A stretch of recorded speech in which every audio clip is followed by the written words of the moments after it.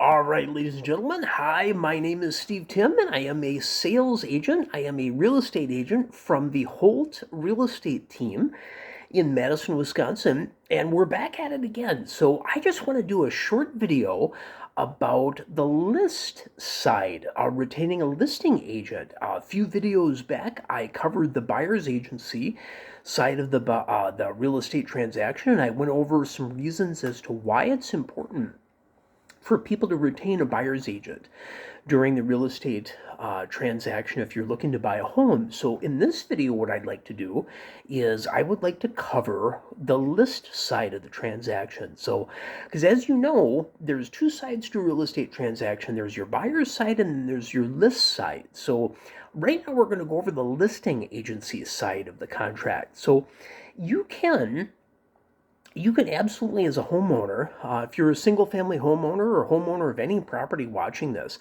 there's nothing stopping you at all from selling your home on your own terms in your own way. That's wonderful. You you have this real estate agent's blessing for that. That's awesome. So, but I want to give you three reasons as to why it's important to retain an agent and the advantages of retaining that agent. So, the first reason is a listing agent functions much the same way as a buyer's agent does, only they're on the list side of the transaction. Still have the option for designated agencies, still have the fiduciary responsibilities, and you have a designated agent. That's one of the selections of the listing agency. There's also a listing agency without designated agency. But for the sake of this video, we're just going to be covering the designated agency. The firm and its agents have to put your interests above their own, and they owe you a duty of confidentiality, just like the buyer's agent does.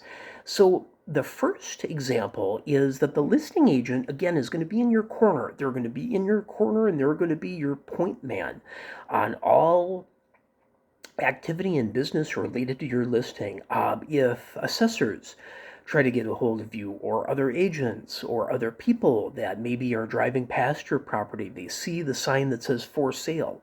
Bob Jones' house is for sale, and the phone number's on there.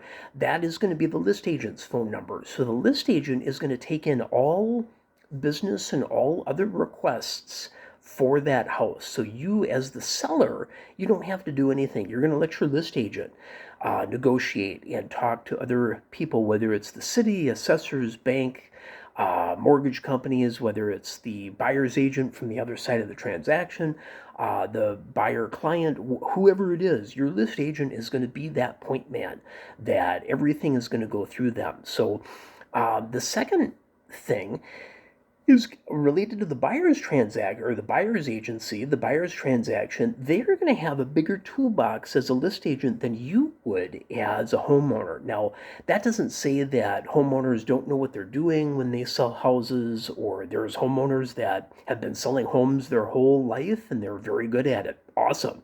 If that's you, keep doing what you're doing. That's working for you. That's great.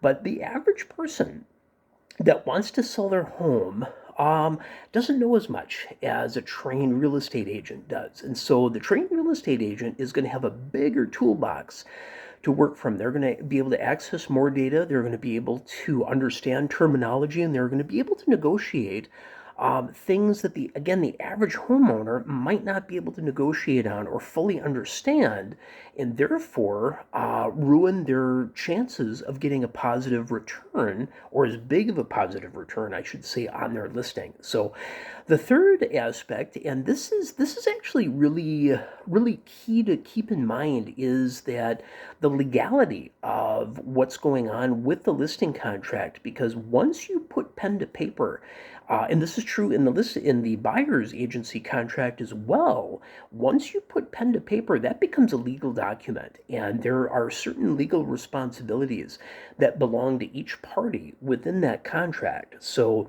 you have a person that's been trained on those legal responsibilities and that understand what those legal responsibilities are, and will be able to negotiate for you amidst that to get you to the closing table and get the home sold. So those are three great reasons to retain a list agent. If you have any questions, please leave the questions in the comments down below.